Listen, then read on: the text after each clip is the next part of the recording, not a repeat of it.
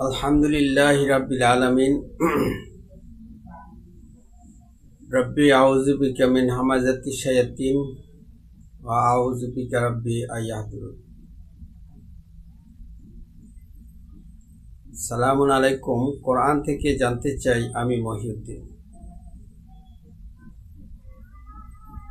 আমি এখন আলোচনা করব নামাজ আর সালাত এর মধ্যে পার্থক্য আছে কিনা। সালাতের বিষয় নিয়ে আসলে একটা নিরসন। সালাত বলতে আমরা কি বুঝি, সালাতটা কি, সালাত কি নামাজ, এই বিষয়টা আসলে আমরা যদি ক্লিয়ার হতে পারি তাহলে আমাদের মাঝে পরিষ্কার হয়ে যাবে, সত্য মিথ্যার পার্থক্য হয়ে যাবে।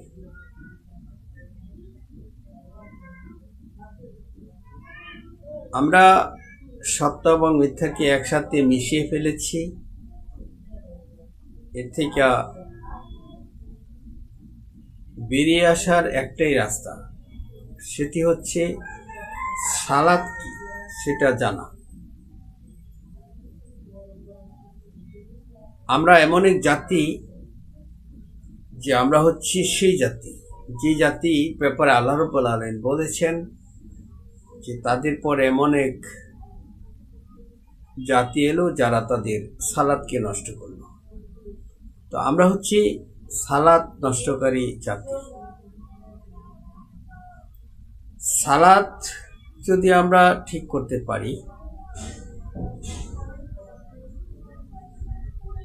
তাহলে আমরা ঠিক হব, অন্যথায় আমরা নষ্ট হয়ে থাকবো, নষ্ট সালাত পালন করতে থাকবো। এর থেকে মুক্তির একটাই রাস্তা, সেটি হচ্ছে সালাত কি জিনিস সেটা জানতে হবে। সালাত হচ্ছে সৎকর্ম। নিশ্চয়ই সালাত মন্দ কাজ থেকে বিরত রাখে। মন্দ কাজ থেকে বিরত থাকার নামই হচ্ছে সালাত।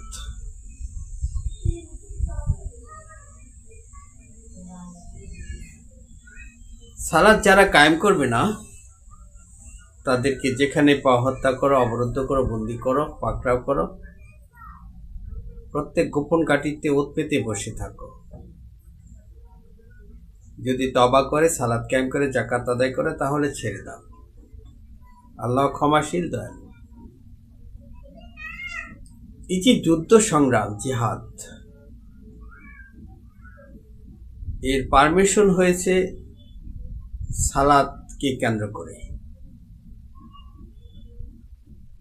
সালাত কায়েম নাই তো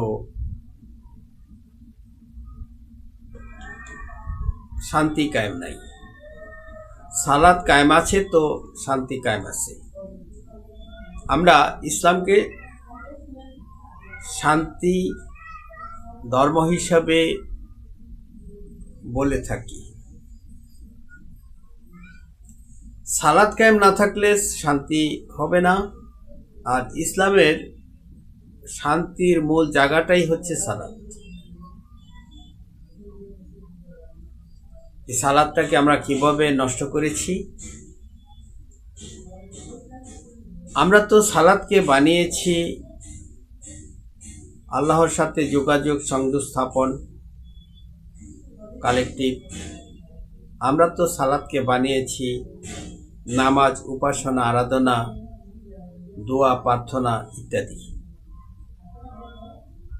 সেজন্যই আমাদের সালাত সঠিক সালাত হচ্ছে না। সালাত হচ্ছে মন্দ কাজ থেকে বিরত থাকার নাম। এই সালাত সদা সর্বদা এই সালাতে কায়েম থাকতে হয় একটা ব্যক্তিকে। কোনো সময়ই সে এই সালাত নষ্ট করতে পারে না। যদি সে যে কেউ এই সালাত নষ্ট করবে সে হবে ফাসাদ সৃষ্টিকারী, সে হবে ঝগড়াটে, সে হবে অপরাধী। তাকে পুলিশ গ্রেপ্তার করবে, তার বিরুদ্ধে মামলা হবে, তাকে বন্দি করবে, তাকে শাস্তির আওতায় নিয়ে আসবে। যে ব্যক্তিটা সালাত নষ্ট করবে, অর্থাৎ ভালো কাজ ছেড়ে দিবে, মন্দ কাজ শুরু করবে, তার বিরুদ্ধে মামলা হবে, তাকে পুলিশ গ্রেপ্তার করবে, তাকে শাস্তির আওতায় নিয়ে আসবে। সূরা হজ্জের 41 নম্বর আয়াতে আল্লাহ রাব্বুল আলামিন বলে দিয়েছেন, আমি যাকে ক্ষমতা দেই সে সালাত কায়েম করবে, ভালো কাজ চালু করবে, মন্দ কাজ বন্ধ করবে, যাকাত করবে অর্থাৎ পরিশুদ্ধ করবে।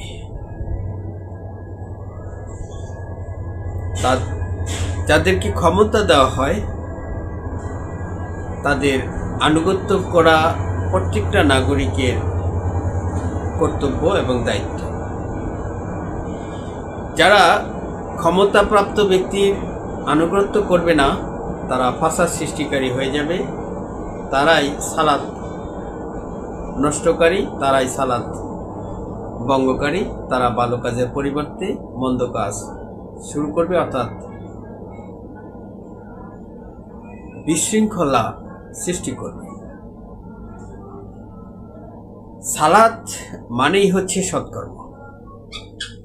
এই সালাত থেকে যারা বিরত থাকবে তারা অপরাধী, তাদেরকে পুলিশ গ্রেপ্তার করবে। সমস্ত ভালো কাজ, কোন কোন ভালো কাজ?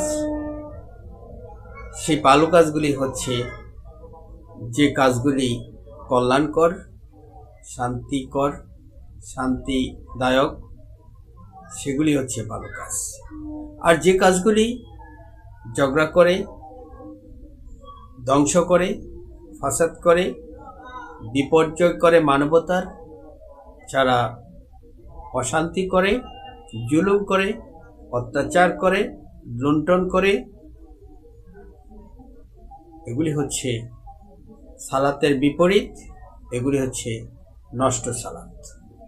তাদের পরে এমন এক জাতি হলো যারা তাদের সালাতকে নষ্ট করল। নষ্টকৃত সালাত আজকে আমরা দেখতে পাই চতুর্দিকে, সব দিকে।